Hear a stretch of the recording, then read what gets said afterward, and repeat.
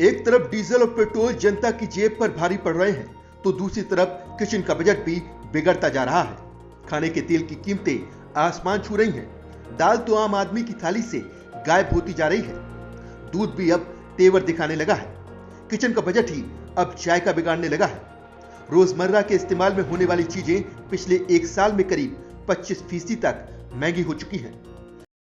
सरकार की गलत नीतियों के कारण देश व प्रदेश के अंदर बेअताशा महंगाई बढ़ी है और महंगाई के साथ साथ बेरोजगारी में भी भारी भरकम वृद्धि हुई है।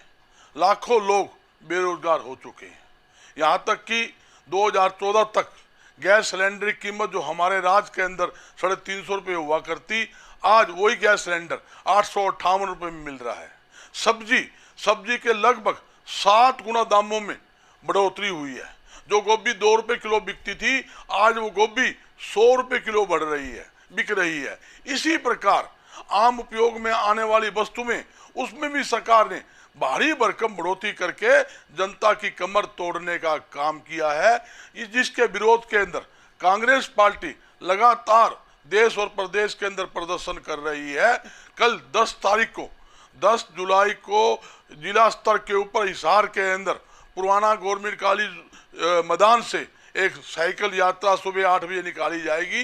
जो साइकिल यात्रा प्रजात चौक, लाला लाजपत राय चौक, नगोरी गेट, गुलाब सिंह चौक, तिलक बाजार, बस अड्डा area, Gurudwara road, Grover market, Prajat Chowk, पुराना मंडी रोड, ग्रेन मार्केट होती हुई पुराने गवर्नमेंट कॉलेज पर जाकर हम खत्म करेंगे, ताकि लोगों को पता लगे आज पेट्रोल व डीजल के अंदर जिस प्रकार सरकार ने बेहताशा वृद्धि की है। यहाँ तक कि अक्साइड ड्यूटी के डीजल के ऊपर 10 गुना अक्साइड ड्यूटी की बढ़ोतरी की है।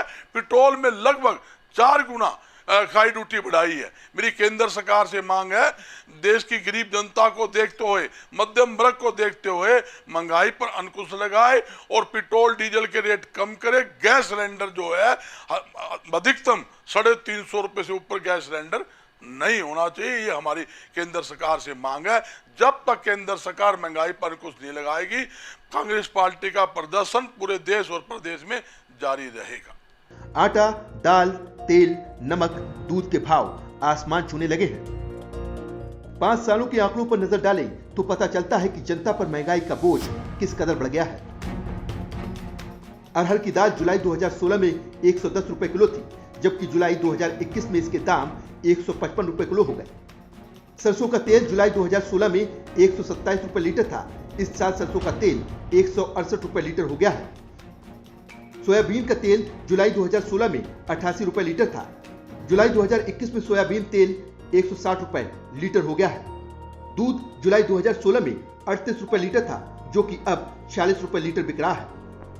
जानकार बताते हैं कि महंगाई की मार झेल रही हर चीज की वजह अलग अलग है। भारत में हर साल 25 मिलियन टन खाद्य तेलों की खपत होती है, लेकिन इनमें से सिर्फ 8 मिलियन टन खाद्य तेलों का उत्पादन ही भारत में होता है। बाकी तेल भारत दूसरे देशों से आयात करता है। पिछले कुछ वर्षों में भारत में खाद्य तेलों की डिमांड भी लगातार बढ़ती जा रही है। सरसों के तेल की कीमतों में इजाफे की वजह सरकार का एक आदेश भी है। पिछले साल सितंबर में सरकार ने सरसों के तेल में किसी और तेल की मिलावट पर रोक लगा दी थी। इस वजह से सरसों के तेल महंगे हो गए हैं। भारत ने मलेशिया से पाम ऑयल के आयात पर रोक लगा दी है। इस वजह से देश में पाम ऑयल की सप्लाई कम हुई और पाम ऑयल महंगा हो गया है। रूस और यूक्रेन से सनफ्लावर ऑयल की सप्लाई कम हुई, इससे देश में सनफ्लावर ऑयल महंगा हो गया है। अर्जेंटीना और ब्राजील से सोयाबीन तेल के आयात में कमी आई, इस वजह से सोयाबीन का तेल महंगा हो गया। डीजल का दाम बढ़ने से माल भाड़ा महंगा हुआ, इस वजह से दूध के दाम भी बढ़े। कोरोना महामारी की वजह से आटा मिलों में काम करने वाले मजदूरों में कमी आई।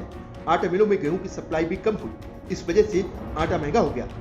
महामारी और मौसम की वजह से चाय का उत्पादन प्रभावित हुआ है, इसी वजह से चाय के दाम 25% बढ़ गए हैं। महंगे पेट्रोल, डीजल और मैन्युफैक्चरिंग की लागत बढ़ने से महंगाई की मार और बढ़ गई।